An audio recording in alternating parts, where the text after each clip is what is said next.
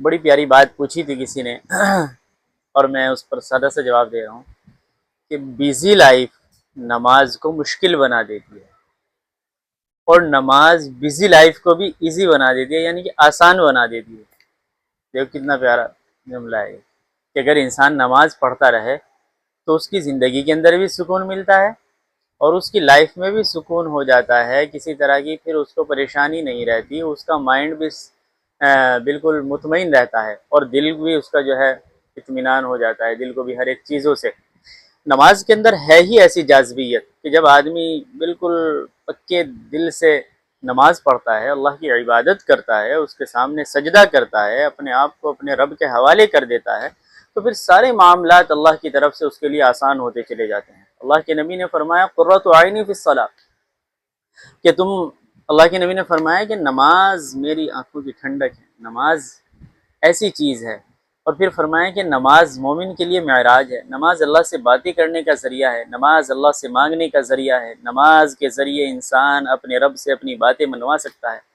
نماز ایک ایسی چیز ہے کہ نماز میں اللہ تبارک و تعالیٰ کے سامنے انسان اپنا درد، اپنا دکھ، اپنی تکلیف، اپنی پریشانی نماز کے ذریعے اللہ تک پہنچا سکتا ہے۔ اللہ سے مانگنے کا ایک یہ وسیلہ، ایک ذریعہ ہے۔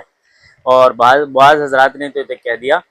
کہ نماز میں انسان اپنے رب سے باتیں کرتا ہے، قرآن کریم کی تلاوت کر رہا ہوتا ہے تو اپنے رب سے باتیں کر رہا ہوتا ہے۔ تو اس لیے نماز ایسی چیز ہے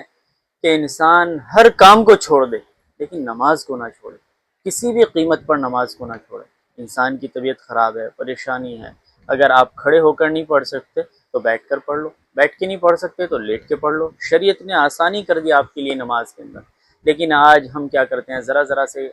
بہانوں کی وجہ سے نماز کو چھوڑ دیتے ہیں۔ ہم نہیں دیکھتے کہ حق تعالی شانہ نے ہمارے لیے کتنی ساری چیزیں آسان کر دی کہ ہم آسانی سے اپنے گھر کے اندر بیٹھے ہیں، اپنے کمرے میں، اپنے بیڈ روم میں ہم بیٹھے ہیں، ڈرائنگ روم میں بیٹھے ہیں، اسی طریقے سے ہم جو ہے دوستوں کی محفل میں بیٹھے ہیں، بازاروں میں گھوم رہے ہیں، ہوٹلوں پہ مستیاں کر رہے ہیں،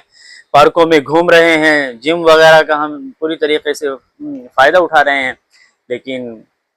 اس کے باوجود بھی ہم اپنے رب کی عبادت نہیں کرتے، اس کے باوجود بھی ہم نماز کو چھوڑ دیتے ہیں۔ یہ کتنی ہماری غلط بات ہے۔